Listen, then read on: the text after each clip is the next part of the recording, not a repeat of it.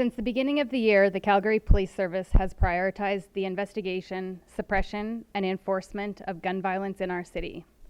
As a result of these efforts, we have laid charges and seized firearms in relation to a number of recent organized crime investigations. To date this year, we have responded to 91 shootings in the city of Calgary. While our city has seen a rise in gun violence and shootings this year, it's important to note that not all shootings can be attributed to organized crime. What we are seeing now is firearms being used in the commission of all types of crimes by offenders who are not organized crime offenders.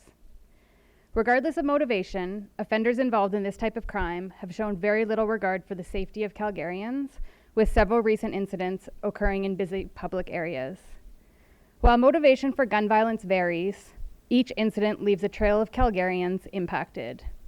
In each case, there are witnesses, family members, neighbors, and business owners who deal with the consequences of reckless violence.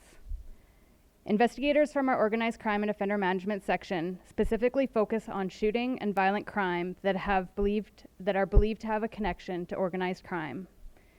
As a result of recent OCOM investigations, we have seized 10 firearms and charged 9 individuals with 120 offenses. Our efforts to address gun violence rely on strong community support. If you have information that could help with an investigation, such as witnessing suspicious behavior or vehicles, please contact police. Even something small can have a great impact on an investigation. Anyone with information about this gun violence or the presence of firearms in our community is asked to contact police by calling 403-266-1234 or Crime Stoppers anonymously.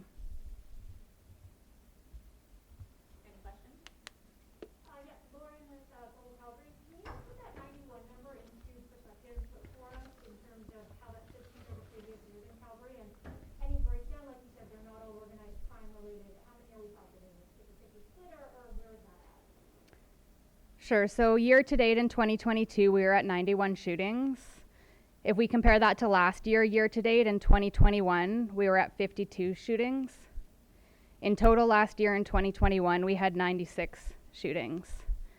We can say that less than 25% are related to organized crime activity, and the remaining 75% have motivations that include drugs, accidental discharge, road rage, personal disputes. Something that where offenders are not connected to organized crime. And can you give us a little bit more perspective on how many last year were organized crime compared to this year? I know you said 25%. I can't do that right now, sorry. Can you say for sure that organized crime violent activity in Calgary is increasing this year? No, I would actually say that organized crime and gang-related violence is not increasing this year. We know that the number of shootings has increased, but it's increased overall in the city from the numbers that I just explained out. And sorry, just a bit more clarification on that. You said drugs were in that 75%. I would often attribute that the listings of organized crime in terms of those shootings. Are those just, can you explain why that one would be in 75%, not considered? Sure. So we know that our investigations take us to places to help us know that there's allegiances between groups where the sole purpose is for financial gain of an organization. And so there can still be motivations of shootings that are drug related, that's a drug rip, or where it's somebody didn't get the type of drugs they wanted, or they got ripped off with a different type of drug than what they had wanted. And so those ones don't necessarily attribute to, they can be personal conflict versus motivated by organized crime. And like you said, the numbers are pretty stark between last year and this year in terms of the sheer number of shootings. A lot of them happening in public places. Should Calgarians be concerned, and what is your message to them? Yeah, it's very concerning not only to the police, but also to the community about the level of violence that are happening in our communities, particularly related to gun violence. So it's a good opportunity for the public to be aware, report any suspicious activity. We need community's help. We know that the investigations that we're doing right now, in order to be able to have accurate enforcement and also to be able to do appropriate suppression activities, we know that people in community have information that can help police do those jobs. So we too are fearful. We live in Calgary, or many officers live in Calgary. They also would be fearful, no different than community is. What can be done to mitigate problem or at least reduce the number of shootings? I think from an organized crime perspective, from an investigation and enforcement and suppression perspective, the more information we have to be able to prioritize the offenders that we're looking at is extremely beneficial. So any suspicious behavior that individuals are seeing in their community, families who need to reach out for support or know that their children or family members or anyone around them are engaging in a lifestyle of crime, there are supports and resources out that can help people. And so from a policing perspective, we would like to have information that can help us address the issues of public safety. I'm hoping to just shift a bit through the gang activity here. Can you give me a bit of a sense of what it's like in Calgary right now and break it down? Obviously, during different time periods in Calgary, different gangs have dominated. Who are in these gangs right now? How are they operating? So historically, I think we've seen more gang activity where people are aligned with specific people. We know that allegiances change over time, and so there's a shift where there's internal conflict within groups, and then there's also conflict between groups. And so our job as the police is to try and make sure that we're staying on top of the information, converting to intelligence, and making sure that we're enforcing on the appropriate targets that we should be to have the greatest impact on public safety. What groups are in these specific gangs that you guys are monitoring the most? Sorry, can you repeat it? Who makes up these gangs? What are they? Who's in them? So we have outlined a number of the investigations that we have recently done that have named offenders who have been part of organized crime investigations.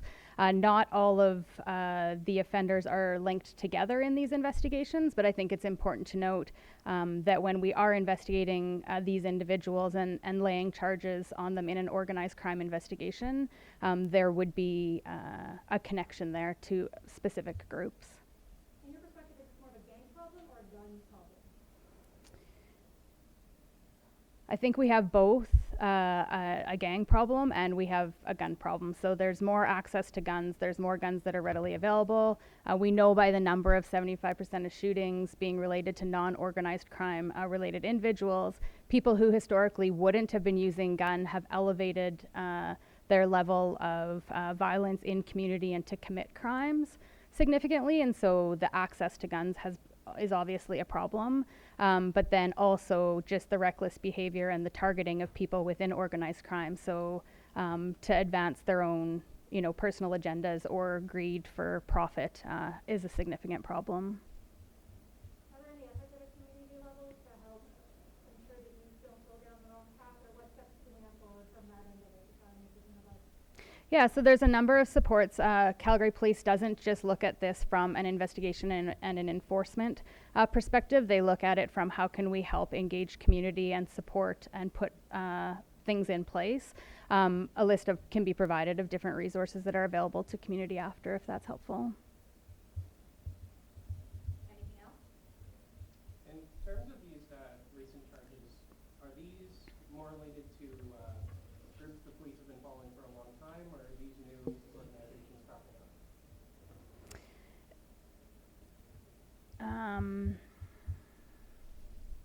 So the individuals that have been involved in these investigations are known to police. Allegiances and groups change over time, and so what we can say is that the individuals that have been charged it's concerning with the things that were found, the guns and the violence that are associated to them.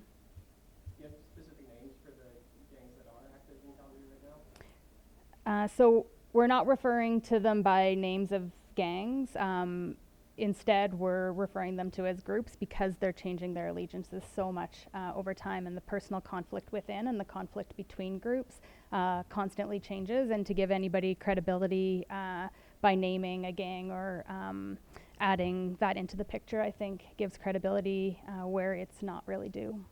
Can you maybe give a little bit more perspective on how that's different than what it was 5 years ago with allegiances changing? I mean, obviously, the pace of these groups has changed quite a bit over the years. So what's happening now compared to organized crime 5, 10, 15 years ago?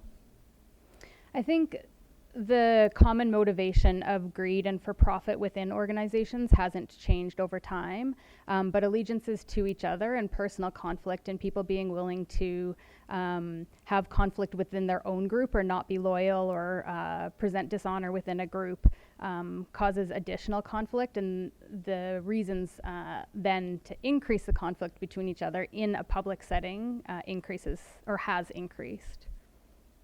Any final words you want to say, Claudia, and maybe concerned further on public safety? I think the biggest thing that I would ask is that people you live in your communities, you know the problems that are in your communities, you see the suspicious activity. Police can't be everywhere all the time to see what's going on. So the information that the public has that can help us keep communities safe is so incredibly helpful, and I would just encourage you to either call the 403-266-1234 line or absolutely call Crime Stoppers anonymously. We also know that community may not feel safe to provide information. We're not dealing with people who, are neighbors that keep us safe beside, so we have an anonymous option that people can have that would be incredibly helpful for police.